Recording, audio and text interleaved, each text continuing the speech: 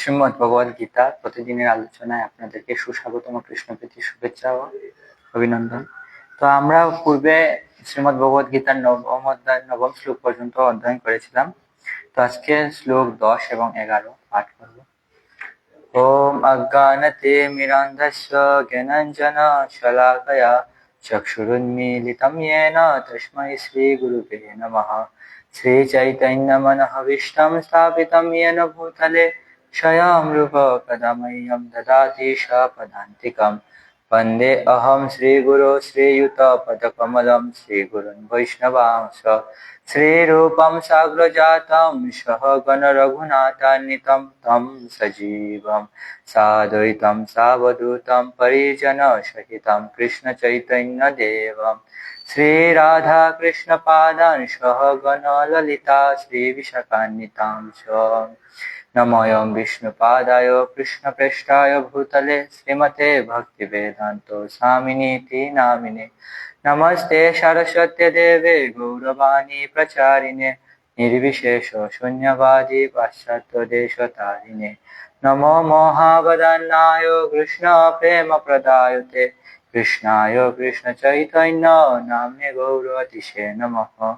हा कृष्ण करुणा सिन्धु दीनबन्धु जगत्पते गोपेश गोपिका कान्त राधाकान्त नमोस्तुते। तप्त कांचन गौरांगी राधे वृंदावनेश्वरी वृषभानुसुते देवी प्रणमामि हरिप्रिये। वाञ्छाकल्पतरुभ्यश्च कृपा सिन्धुभ्य एव च पतितानां पावनेभ्यो वैष्णवेभ्यो नमो नमः।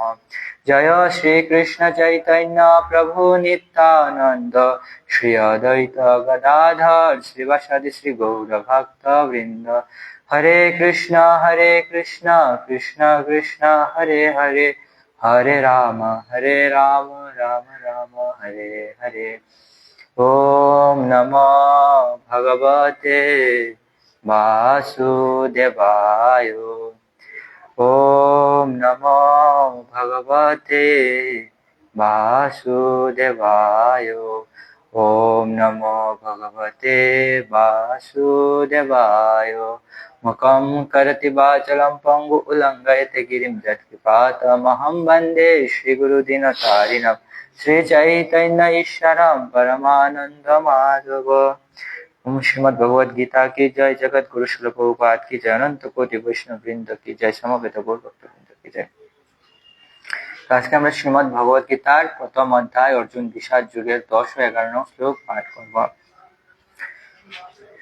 ओम श्रीमद् भगवद गीता प्रथम अध्याय श्लोक 10 ও 11। अपर्याप्तं तस्माकं बलं भीष्माभिरक्षितं पर्याप्तं तिदमेतेषां बलं भीमाभिरक्षितं। अयोनेषु च सर्वेषु यथा भागमवस्थितः भीष्ममेव विरक्षन्तु भवन्तः सर्व एव हि। अपर्याप्तं तस्माकं बलं भीष्माभिरक्षितं पर्याप्तं तिदमेतेषां बलं भीमाभिरक्षितम्। अयोनेषु च सर्वेषु यथा भागमवस्थितः भीष्ममेव विरक्षन्तु भवन्तु सर्व एव हि। অনুবাদ: আমাদের সৈন্যবল অপরিমেয় এবং আমরা পিতামহ বিশ্বের দ্বারা পূর্ণরূপে সুরক্ষিত। অপরপক্ষে ভীমের দ্বারা সতর্কভাবে সুরক্ষিত পাণ্ডবদের শক্তি সীমিত।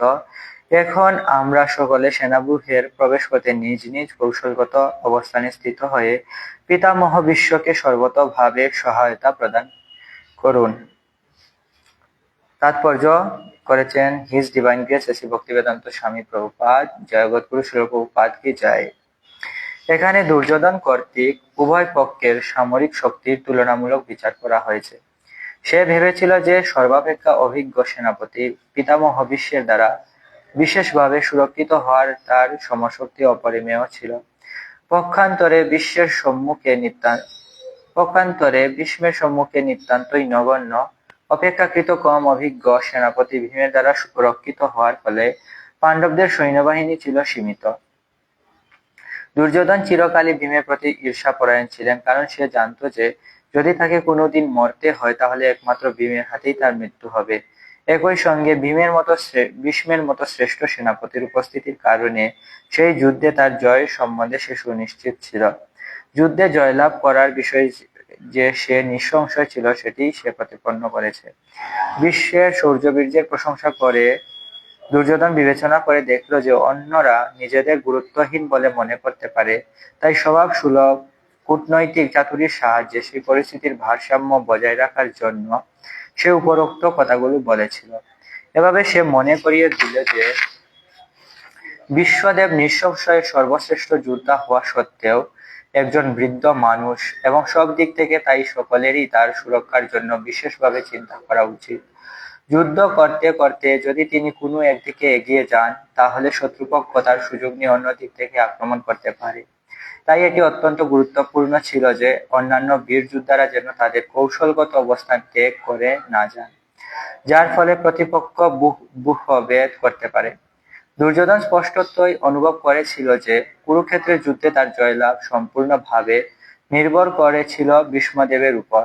সেই যুদ্ধে ভীষ্মদেব ও দ্রোণাচার্য যে তাকে সম্পূর্ণভাবে সহযোগিতা করবেন সে বিষয়ে সে নিশ্চিত ছিল, কারণ সে ইতিপূর্বেই দেখেছিল যখন হস্তিনাপুরের রাজসভায় সমস্ত রাজপুরুষের সামনে দ্রৌপদীর বস্ত্রহরণ হচ্ছিল, তখন তাদের প্রতি অসহায় দ্রৌপদীর আকুল আবেদনে সাড়া দিয়ে তারা একটি কথাও বলেননি। সে জানত যে তার দুটি সেনাপতি পাণ্ডবদের প্রতি স্নেহপরবশ ছিলেন, কিন্তু পাশা খেলার সময় তারা যেমন তাদের স্নেহ প্রবণতা বর্জন করেছিলেন, এই যুদ্ধেও তারা তাই করবেন। এখানেই ছিল প্রভুপাদের অমৃত তাৎপর্যের সমাপ্তি। জয় জগৎগুরু শিল প্রভুপাদ কি জয়। তো আমরা এই শ্লোকে দেখতে পাচ্ছি যে আমাদের সৈন্যবল অপরিমেয় এবং আমরা পিতামহ ভীষ্মের দ্বারা পূর্ণরূপে সুরক্ষিত। তো আমরা মহাভারতের কুরুক্ষেত্রের যুদ্ধে জানি যে কৌরব পক্ষ এবং পাণ্ডব পক্ষ একে অপরের বিরুদ্ধে যুদ্ধে অবতীর্ণ হয়েছিল। তো কৌরবদের পক্ষে সেনাপতি ছিলেন পিতামহ ভীষ্মদেব। তো ভীষ্মদেব ছিলেন অত্যন্ত শক্তিশালী একজন যোদ্ধা এবং তিনি ছিলেন অষ্টবসুর একজন বসু।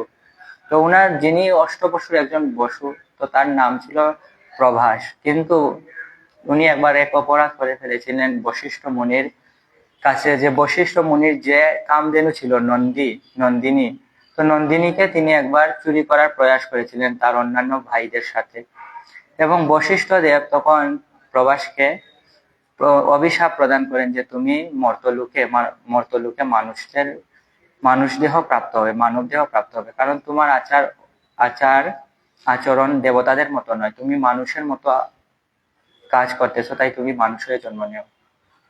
তো তখন আবার ব্রহ্মলোকে মাতা গঙ্গাও অভিশাপ প্রাপ্ত হয়েছিলেন ব্রহ্মার কাছে, যে তুমি মানুষের মতো ব্যবহার করতেছো, তাই তুমি আবার পৃথিবীতে মানুষ হয়ে জন্মগ্রহণ করো। তো এবং মাতা গঙ্গা এবং শান্তনু তারা উভয়ই ব্রহ্মলোকে অপরাধ করেছিলেন এবং তাদের এই জড়জগতে আবার জন্ম লাভ করতে হয়েছিল। তো এই কথা প্রভাস সহ অষ্টবসু জানতে পেরেছিলেন। তো তারা তখন মাতা গঙ্গার কাছে গিয়েছিলেন এবং বলেছিলেন, আমরা চাই যে আপনি আমাদের মা হয়ে আমরা যেন আপনার সন্তান হতে পারি, আপনি আমাদেরকে জন্মদান করবেন। তো গঙ্গা তখন বলেছিলেন ঠিক আছে, এবং তারা প্রভাস সহ অন্যান্য যে অষ্টবসু ছিল তারা বলেছিলেন যে আমাদের জন্মের সাথে সাথেই আপনি আমাদেরকে জলে ডুবিয়ে মেরে ফেলবেন, তাহলে আমাদের এই মনুষ্য জন্ম ভোগ করতে হবে না। তো দেখো, যারা দেবতা তাদের কাছে কিন্তু এই মনুষ্য জীবন বেশি উন্নত না, এবং তারা জানে যে মনুষ্য জীবন অনেক কষ্টের, এই জন্য তারা মনুষ্য জীবন লাভ করতে চাচ্ছে না, এবং তারা চাচ্ছে যে জন্মের সাথে সাথেই তারা মৃত্যুবরণ করে যেতে আবার স্বর্গলোকে ফিরে আসতে পারে। তো ভীষ্মদেব হচ্ছেন প্রভাস অষ্টবসুর একজন বসু এবং সবচেয়ে ছোট হচ্ছেন প্রভাস, এবং তার যখন বাল্যকালে তিনি মাতা গঙ্গা উনাকে নিয়ে গিয়েছিলেন শান্তনুকে। মাতা গঙ্গা একটা কি কন্ডিশন বা শর্ত দিয়েছিলেন যে আমি যা করব তাতে তুমি সম্মত থাকবে এবং আমাকে একটাও প্রশ্ন করতে পারবে না। তো শান্তনু যখন দেখলেন যে উনার একে একে 7টা পুত্রকে মাতা গঙ্গা জলে ডুবিয়ে মেরে ফেলেছেন, এবং শেষের পুত্র হচ্ছেন এই প্রভাস, যার নাম ছিল, যিনি ভীষ্ম রূপে পরবর্তী জন্মে অবতীর্ণ হয়েছিলেন। তো উনি অত্যন্ত সুন্দর ছিলেন এবং উনার নাম ছিল দেবব্রত। তো দেবব্রত নাম ছিল যে যিনি দেবতার মতো গুণ লাভ করেছেন। তো ভীষ্মদেব ছিলেন দেবতার মতো, এত সুন্দর ছিলেন এবং সকল গুণে গুণান্বিত ছিলেন। তো যখন মাতা গঙ্গায় দেবব্রতকে হত্যা করার জন্য, জন্মের পর জলে ডুবে হত্যা করার জন্য নিয়ে গিয়েছিলেন, তখন শান্তনু প্রশ্ন করেন যে তুমি আমার ছেলেকে হত্যা করতে পারবে না, এবং মাতা গঙ্গাকে বাধা দেওয়ার কারণে মাতা গঙ্গা দেবব্রতকে নিয়ে চলে যান, এবং মাতা গঙ্গাই দেবব্রতকে সকল শিক্ষা প্রদান করেন, এবং শেষে তিনি ভীষ্মদেবকে বা দেবব্রতকে পরশুরামের কাছে শিক্ষা অস্ত্র শিক্ষার জন্য পাঠান। তো সবাই মারা গিয়েছিল। ওনার যে সাত ভাই পূর্বজন্মে যারা অষ্টবসুর 7 জন ছিল, তারা যদিও মৃত্যুর মাধ্যমে স্বর্গলোকে ফিরে গিয়েছিল, কিন্তু প্রভাস কিন্তু মরতে পারেননি। তো তার কারণ ছিল যে প্রভাসের যিনি স্ত্রী ছিলেন, তার প্ররোচনাতেই প্রভাস এই চুরি করার উপদেশ অন্যদেরকে দিয়েছিল। তো বশিষ্ঠ মুনি প্রভাসকে বেশি অভিশাপ দিয়েছিলেন, কারণ প্রভাস ছিল মূল ভূতা এই ঘটনায়। তো ভীষ্মদেব পরবর্তীতে দেবব্রত রূপে আবির্ভূত হন, এবং তিনি পরশুরামের কাছে শিক্ষা গ্রহণ করেন।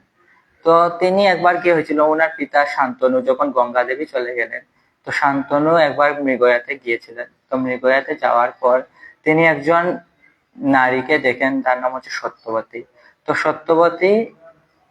সত্যবতী ছিল যে মৎস্যগন্ধা ছিল, কারণ তার শরীর, তিনি একজন ধীবর বা জেলের গৃহে জন্মলাভ করেছিলেন, এবং সবসময় মাছের সাথে থাকার জন্য উনার শরীরে মাছের মতো গন্ধ হয়ে গিয়েছিল, এই জন্য উনি মৎস্যগন্ধা বলেছেন।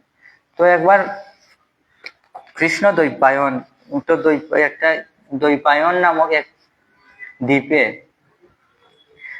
পরাশর মুনির সাথে সত্যবতীর দেখা হয়েছিল। তো পরাশর মুনির তেজে এবং তার গুণের কারণে সত্যবতীর তখন যে মাছের মতো গন্ধ সব চলে গিয়েছিল, এবং তিনি, তার শরীরে ফুলের মতো গন্ধ চলে এসেছে।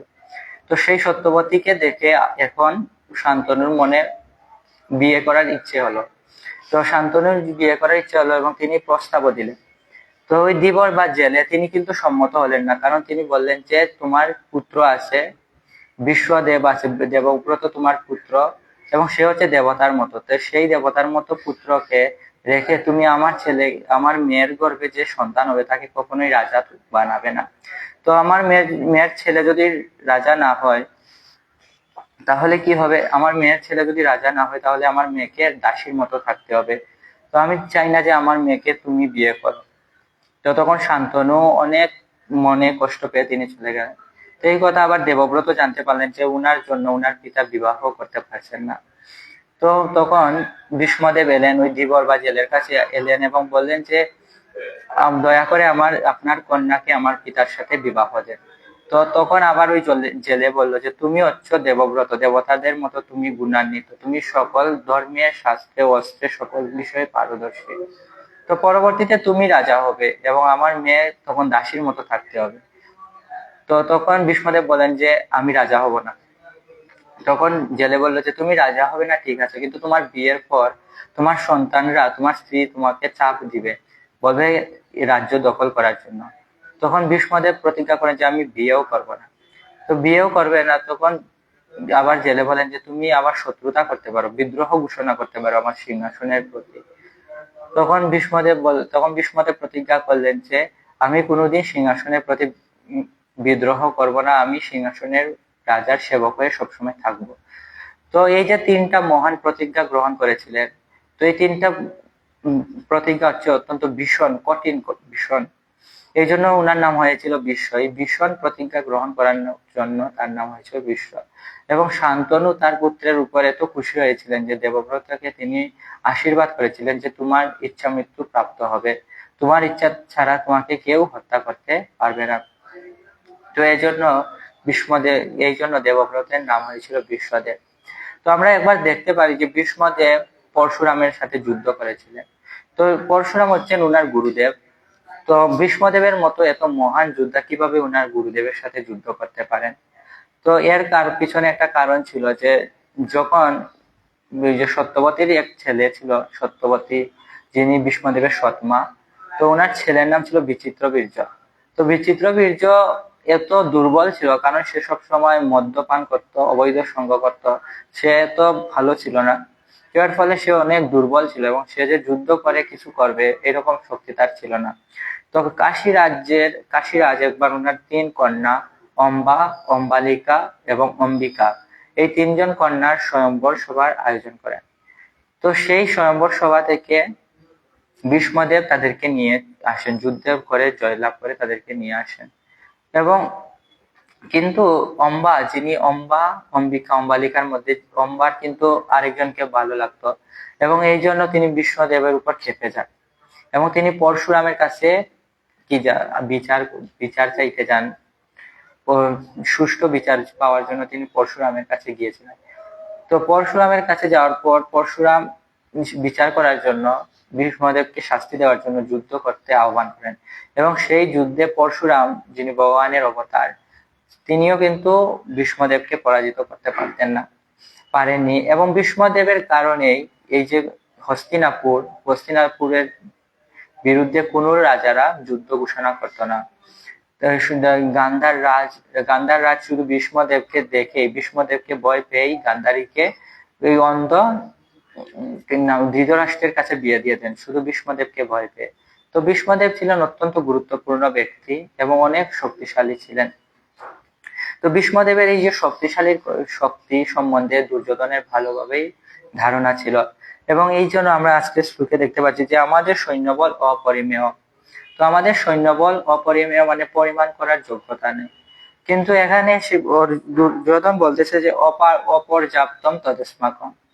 তো একবার ভগবত স্বামী একজন মহারাজ বলতেছেন যে এখানে কিন্তু দুর্যোধন ভুল করেই অপর্যাপ্ত বলে ফেলছে। যেমন আমরা দেখতে পাই রাবণের ভাই কুম্ভকর্ণ, তো কুম্ভকর্ণ বিশ্ব বিজয়ী হতে চেয়েছিল, কিন্তু তার জিহ্বাতে মাতা সরস্বতী বসে পড়ে এবং সে তখন বলে ফেলেছিল যে আমি যেন সারা বছর ঘুমাই, আমি যেন সবসময় নিদ্রাতে থাকি। তো এখানেও মাতা সরস্বতী উনার জিহ্বায় দুর্যোধনকে বলতেছেন অপর্যাপ্ত। তো অপর্যাপ্ত মানে কি, মানে আমার সৈন্য সংখ্যা পর্যাপ্ত নয়, তাদেরকে হারানোর জন্য পর্যাপ্ত নয়, তিনি কিন্তু বলে দিয়েছেন আগে। কিন্তু অপর্যাপ্ত এখানে হচ্ছে অপরিমেয়, তিনি ভাবটা হচ্ছে অপরিমেয়, কিন্তু তিনি ভুলভাবে বলে ফেলছে যে আমাদের পর্যাপ্ত নয়। এটা একজন মহারাজ বলেছিলেন, ভক্তি বিজয় স্বামী মহারাজ। তো আমরা পিতামহ বিশ্বের দ্বারা পূর্ণরূপে সুরক্ষিত। তো দুর্যোধন জানতেন যে ভীষ্মদেবের কারণে অন্যান্য রাজারা হস্তিনাপুরের দিকে কখনোই যুদ্ধ ঘোষণা করে নাই। এই দেবব্রতের সম্বন্ধে সবার ধারণা ছিল, এবং দেবব্রত অত্যন্ত শক্তিশালী ছিলেন, যুদ্ধকর্মে অনেক পারদর্শী ছিলেন। এই জন্য সবাই ভীষ্মদেবকে অনেক ভয় পেত, সমীহ করত। এবং ভীষ্মদেব ছিলেন দ্রোণাচার্যের থেকেও ভালো যোদ্ধা ছিলেন।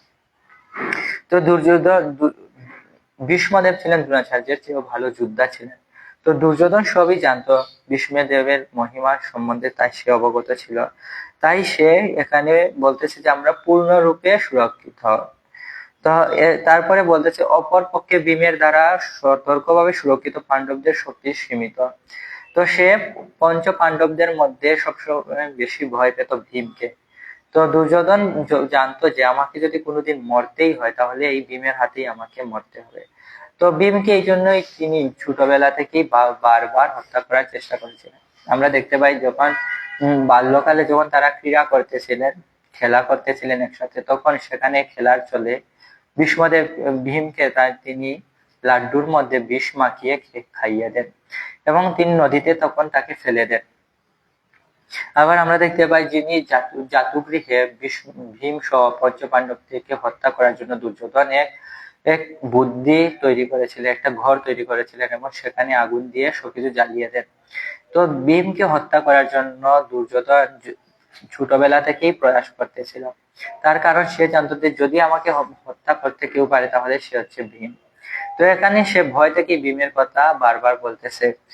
তো আবার এখানে ভীমের দ্বারা সতর্কভাবে, তো ভীম ছিলেন ভীষ্মদেবের নাতি ছিলেন, এবং ভীষ্মদেবের কাছে আসলে ভীম তেমন কোনো প্রতিবন্ধকতাই ছিল না। এই জন্য দুর্যোধনও এখানে মনে আশা করতেছে যে ভীষ্মের সাথে ভীম কখনোই পেরে উঠবে না।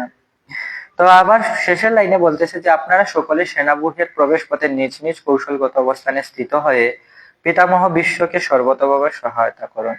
তো দুর্যোধন ছিল অত্যন্ত চতুর এবং খুবই কূটনৈতিক ব্যক্তি ছিল, এবং সে দেখতে পেল যে আমার পক্ষে অন্যান্য যারা যোদ্ধা আছে, দ্রোণাচার্য আছে, কর্ণ আছে, তো তারপরে দ্রোণাচার্য, কর্ণ, তার ভাই আর ওই অশ্বত্থামা, বিকর্ণ। তো আমি যদি শুধু তার কি প্রশংসা করি তাহলে তাদের মনে দুঃখ আসতে পারে এবং তারা ভালো মতো যুদ্ধ নাও করতে পারে। তো এই জন্য তিনি, তো তাদের মন, তারাও যাতে সন্তুষ্ট থাকে এই জন্য তিনি এখানে বুঝাচ্ছেন যে আপনারা পিতামহ বিশ্বকে সর্বতভাবে সহযোগিতা করুন। তো আমাদের এই সমাজেও কিছু ধূর্ত লোক আছে এইরকম, আমাদেরকে মিষ্টি কথার মাধ্যমে কাজ হাসিল করতে চায়। তো দুর্যোধনও হচ্ছে সেই রকম, যে তিনি নিজে সবাইকে প্রশংসা করতেছেন, কিন্তু তা হচ্ছে নিজের লাভের জন্য। তিনি নিজের জন্য ভীষ্মদেবের প্রশংসা করতেছেন। তো এখানে আমরা দেখতে পাচ্ছি যে দুর্যোধনের কূটনীতিকতা কত গুরুত্বপূর্ণ। তো আমরাও ভৌতিক জগতে দুর্যোধনের মতো যারা ভৌতিকবাদী লোক আছে তারাও নিজেদেরকে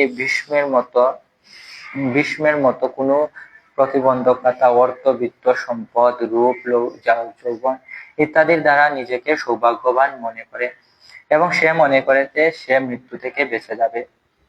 তো আমাদের সবসময় মনে করা উচিত যে আমরা কখনোই মৃত্যু থেকে বাঁচতে পারবো না।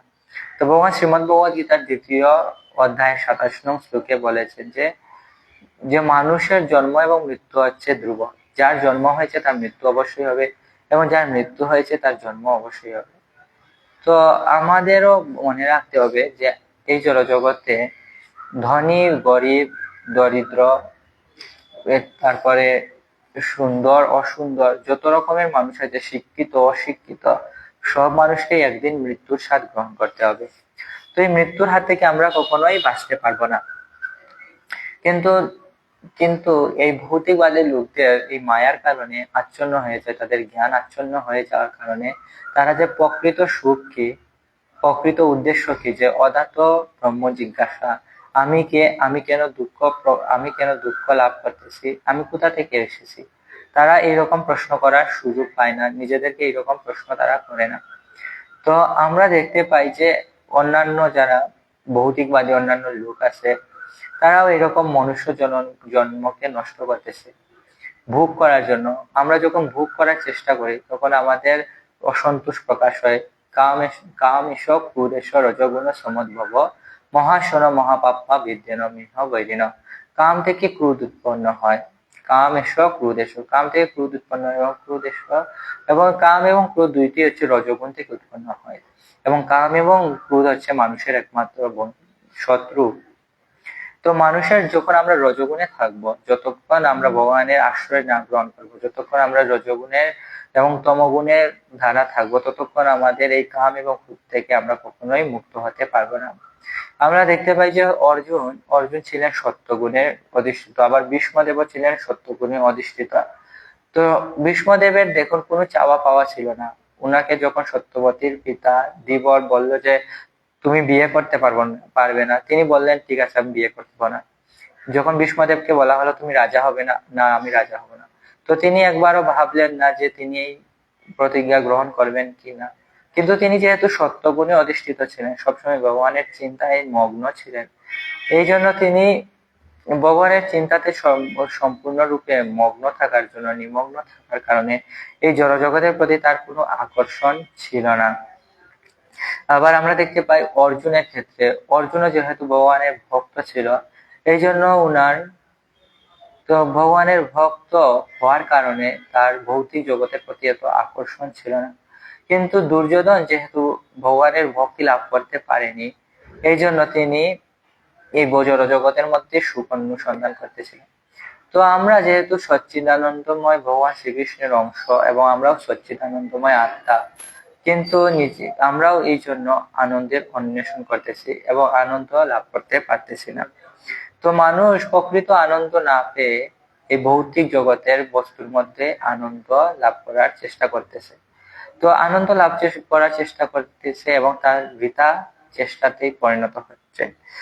আমরা দেখতে পাচ্ছি যে দুর্যোধনও এরকম, সে বৃথার চেষ্টা করতেছে সুখ লাভের জন্য, কিন্তু সে সুখী হতে পারতেছে না।